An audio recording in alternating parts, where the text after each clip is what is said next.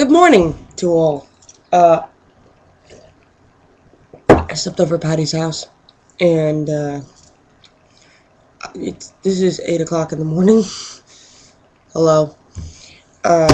Today I'm meeting with my dad, uh, which is going to be interesting, because it just should be interesting. I have a couple of things to do. Tonight is Guido's karaoke, so I'm happy about that. I have a couple stories, and I figured I'd get it out now while I can, while I have a place where I can upload. God, I feel like in the beginning of Lonely Girl 15, where like they're freaking nomads, and oh god, Daniel Beast. Anyway, sorry, getting distracted. My gas pedal broke yesterday. That was fun. I'm not even kidding you. Like, the thing actually broke, and it was not one of those, oh well, it's just a little broke. No, it actually fell the freak off. So it didn't help that the creepy Hispanic dude that was taking my car out from the thing decided to press on the gas pedal even more and broke it even more. So that was fun.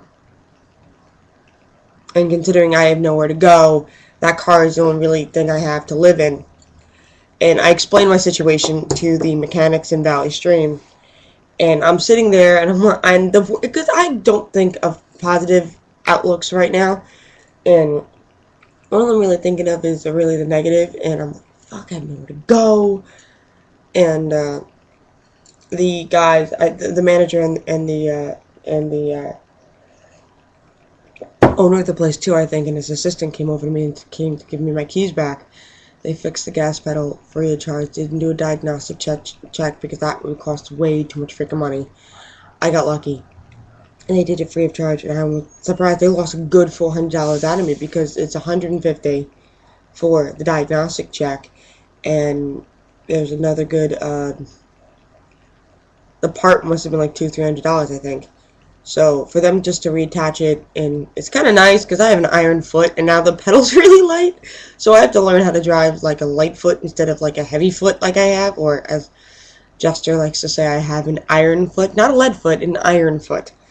So it's kind of nice to know that there's still some good people out in the world. I went to Kings Park the night beforehand. This story is even more fun.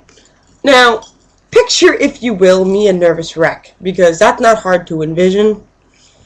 And I had to go to Kings Park. My friend Jenny decided that she would let me spend the night. I haven't seen Jen in forever, and if you see this, Jenny, I'm sorry if I imposed on you, and I love you.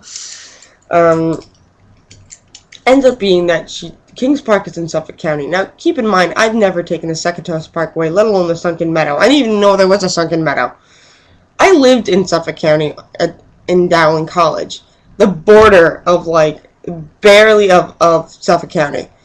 And I was on a college campus. I really didn't go anywhere. Excuse me. But the one thing I did know about Suffolk County is that the people there suck. I mean, they just hate people. So, I decided, I'm supposed to be at her house around 10 o'clock-ish, 11. I got there at 12. Jenny had to sneak me in because the landlord didn't know I was coming. I was so nervous, I vomited right in front of Jester's house because I was scared crapless. And, so I end up finally leaving Jester's house, and I'm like, alright, I can do this. I think.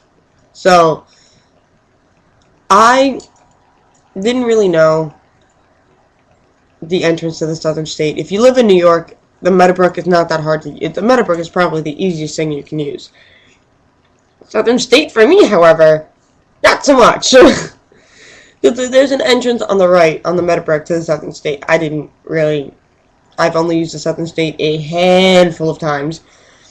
So, I finally got on this. I talked to a cop, and he told me what to do, because in case of an emergency, you talk to a cop. This is what my mother taught me. My brain inverts information, so that's fun.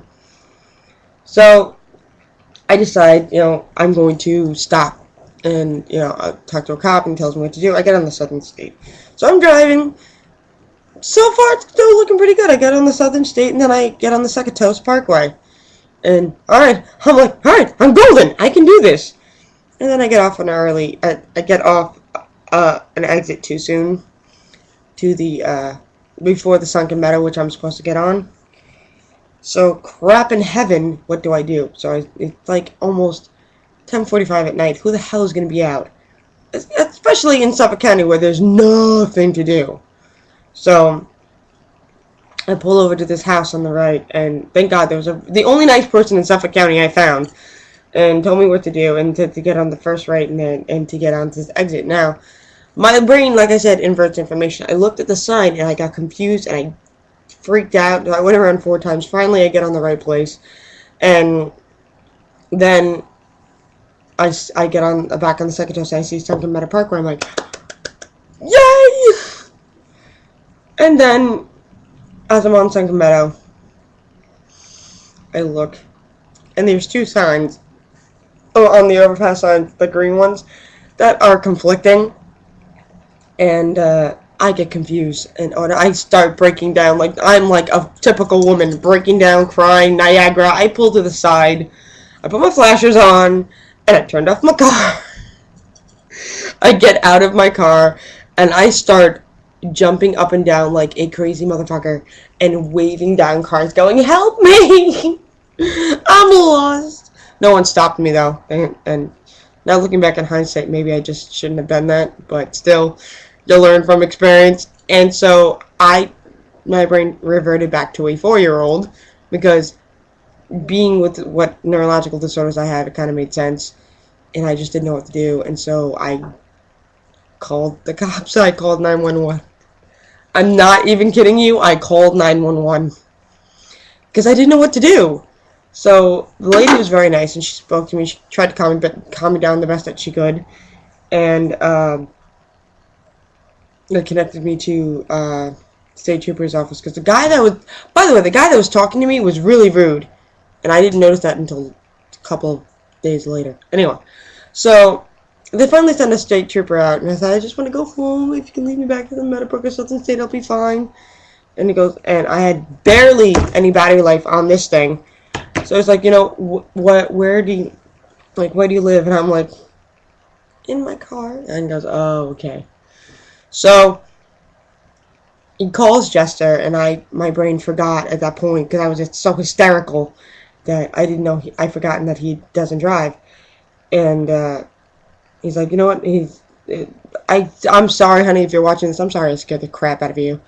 And then he's like, let me see if I can call your friend. And so we called Jenny. And the first thing Jen thinks of is Burlington OK.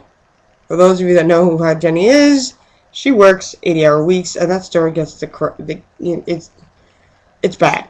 So I'm like, no, Burlington's fine, but this is a state trooper calling her, and she's like, no, it's about your friend Jay. He goes, oh yeah, is she okay? He's like, yeah, and apparently I was 4 exits away.